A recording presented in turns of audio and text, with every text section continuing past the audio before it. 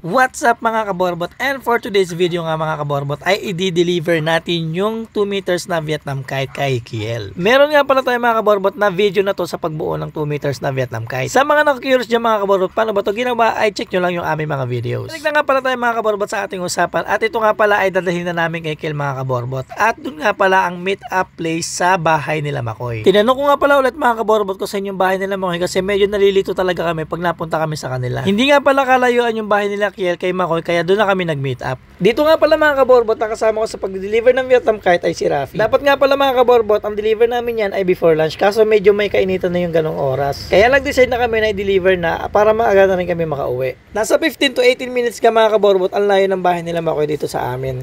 So depende na rin mga kaborbot kung traffic o hindi. Alam ko may magtatanong sa inyo o curious kung magkano ba yung benta ko kay Kiel. So nasa 3.2 to 3.5 nga pala mga kaborbot ang buo ko dito sa aking Vietnam kite na 2 meters. Sabi nga mga kaborbot ni Kiel ay gusto niya nga daw talaga magkaroon ng 2 meters ng Vietnam kite at pag-iipunan niya nga daw talaga to. Dahil ang purpose ko lang naman mga kaborbot ay mag-enjoy sa paggawa ng saranggola, ay sinabi ko kay Kiel na 2K na lang ipunin niya para mas mabilis siya makaipon. Naalala ko kasi mga kaborbot ng bata ako ay hilig ko talaga ang saranggola. Dahil hindi nga ako marunong mga kaborbot noon na gumawa ng saranggola, ay ginagawa ko o binibigyan ako ng saranggola na mga nakakatanda sa akin.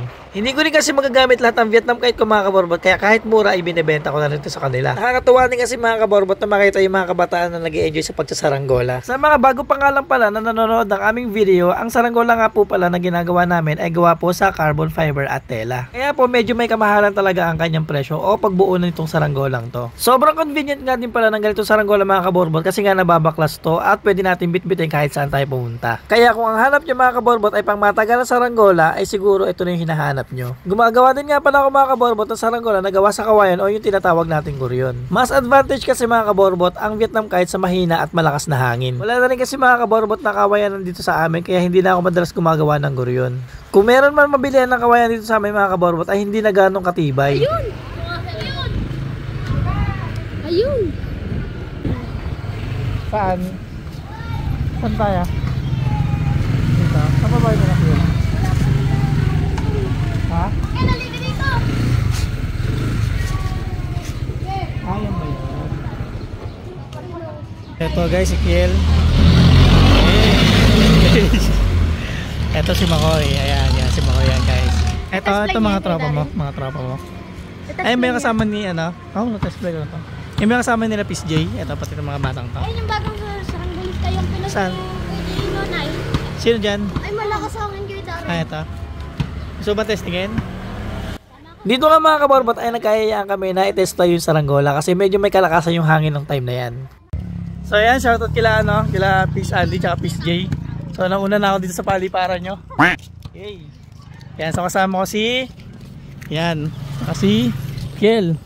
Ito pangalan mo idol. Ano pangalan mo?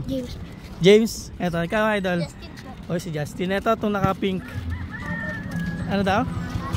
O si Adam. Kala ko ito. Ang dami nyo pala mga kabataan eh, oh. Dito, ang dami mo pala kabataan dito mga PSG eh. Mga kasamahan sa pagsasaranggola. So ito yung nakikita ko sa vlog ni PSJ, yung paliparan nila. Ay ba rin mga bata dito kahit ang init-init eh, oh. So yan, medyo mainit ka lang namin mga kaborbot. Yan, so gusto nila kasi matest pa yung saranggola. Binago ko rin kasi mga kaborbot yung yung mismong parisukat niya. Kaya mas maganda to na testingin namin yung saranggola. Yan. Pagdating nga namin dyan mga kaborbot sa kanilang pinapaliparan ay tinuro ko kay Kiel kung paano assemblein yung Vietnam kite. After nga namin ma-assemble mga kaborbot ay titest na namin yung kanyang saranggola. Para rin makita niya mga kaborbot ang personal na paglipad ng kanyang saranggola at kung gaano katibay ito sa malakas na hangin. Nakita nyo nga mga kaborbot kung gaano kahilig talaga nila sa saranggola kasi kahit ganyang kainit yung araw ay nagpapalipad pa rin sila. Binago natin yung parisukat niyan. So titignan natin mga kaborbot dito kung may kiling ba siya ulit para bago tayo malis is sure na sure yung saranggola. Yan, yan pantay. Goods. So kaya na magpupulo niya. Kaya na magpupulo niya na. Larga mo lang. Yan. Larga ay. Yan guys, oh yan. Hey, sobrang ganda guys.